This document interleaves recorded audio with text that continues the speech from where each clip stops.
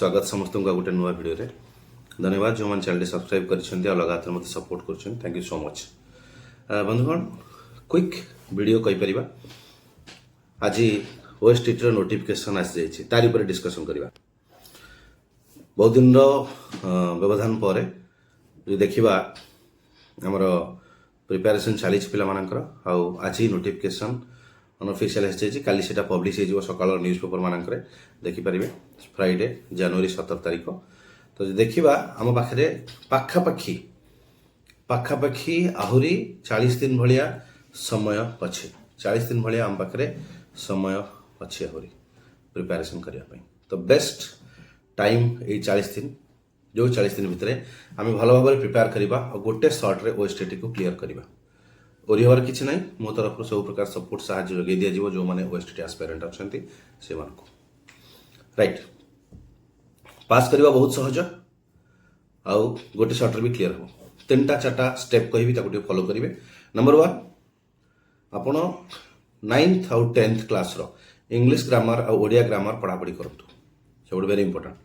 9th आउ 10th class रो Odia grammar आ English grammar पढ़ापढ़ी करेंगे बीएड रे आपणकर जो मेथोडोलॉजी थिला ताको पढ़ापढ़ी करतु राइट गोटे बड़ा प्रॉब्लम हुए जो पिला माने आंध्र प्रदेश रे बीएड करि से मानकर ओडिया पेडागोजी रे से मानकर इशू हुए बहुत जिनस जानि न थांती लैंग्वेज पेडागोजी आर्ट्स हो साइंस हो आपण तो ओडिया लैंग्वेज गोटे फेस करे पड़े लैंग्वेज भीतर पेडागोजी क्वेश्चन थिबा सेठी माडा खाई जांती राइट तो ओडिया पेडागोजी रे प्रॉब्लम हुए बट मु ओडिया पेडागोजी रो गाइड करूची पिला मानकू सेमती आपन को हेल्प मिले छिबो नेक्स्ट रहिला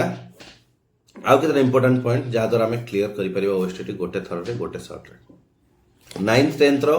ग्रामर बही ओडिया और इंग्लिश को फोकस करंतु जदि आंध्र प्रदेश रे बीएड करिथिले बा करूछंती तल निहाती ओडिया पेडागोजी पार्ट टिके देखंतु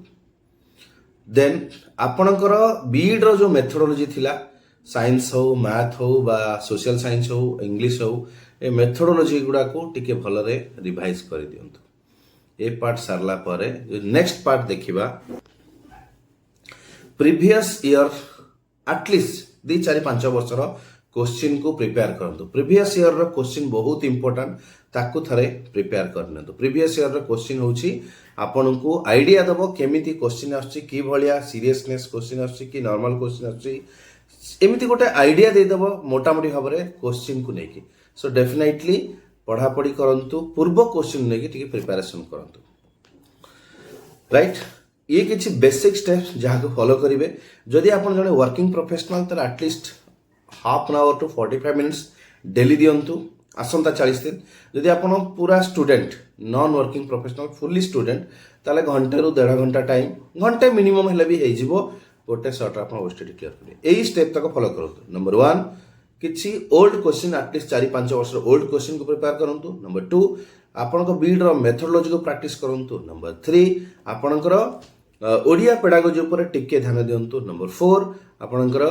9th और 10th क्लास रो ओडिया एंड इंग्लिश ग्रामर ऊपर फोकस करंतु बही पढ़ंतु स्कूल बही and finally number 5 and last one जो सब्जेक्ट रे आपन एक्सपर्ट मन करंतु आपनकर ओडिया इंग्लिश लैंग्वेज रहिला पेडागोजी रहिला राइट आउ गोट रहिला आपनकर सब्जेक्ट स्पेसिफिक आर्ट्स पिला हितले आर्ट्स सब्जेक्ट साइंस हितले साइंस संस्कृत हितले संस्कृत हिंदी हितले हिंदी पीटी हितले पीटी जो सब्जेक्ट स्पेसिफिक सब्जेक्टटा ओके एई सब ता भीतर जो थिरा आपन एक्सपर्ट तापर बेसी फोकस करन मानि नियंतु कि मु हिस्ट्री जियोग्राफी रे दुर्बल मोर पॉलिटिकल साइंस टा भलो हुई इंग्लिश ओडिया भलो हुई मु पॉलिटिकल साइंस इंग्लिश ओडिया ऊपर फोकस करी पेडागोजी तो कॉमन तमे बीडी टीचर हिसाब रे पेडागोजी तो कॉमन बाध्य बाट नाही फसी जीवो तो पेडागोजी कॉमन रखिया पड़े तो बाकी सब्जेक्ट रो अधिक फोकस टिके करिवे जदी देन इजीली क्रैक हे जीवो राइट तो मोर मध्ये गोटे पेड ग्रुप रखा जायछि जोठी सब्जेक्टिव आ ऑब्जेक्टिव मटेरियल दबा आरंभ हो जायछि खूब शीघ्र माने आमे देई सारलोनी बहुत मटेरियल पिला पढ़ा पढ़ी आरंभ कर देलेनी आ 40 दिन पर्यंत अदर सपोर्ट मध्ये से मानको मिलिबो subjective material objective MCQ questions with answers ता सहित तांको मिलिबो किछि मॉक टेस्ट किछि sample questions with answers practice करिवा पई जदि के जोड़ीबा को चाहउछथि दया करी मोर कांटेक्ट नंबर डिस्क्रिप्शन रे मिलि जिवो सेठू नै कि जदि मते व्हाट्सएप करिवे त लिटिल बिट फीस बहुत छोट मात्रार फीस सहित आपण जॉइन करि परिबे आ प्रिपरेशन प्रैक्टिस करि परिबे विथ फुल सपोर्ट राइट। तो best wishes from my side from this channel start कर दो प्रिपरेशन आउ देखा हबो निश्चय पुणी आगामी वीडियो मानक नुआ इनफॉरमेशन सहित। धन्यवाद, नमस्कार, हैप्पी लर्निंग टू ऑल।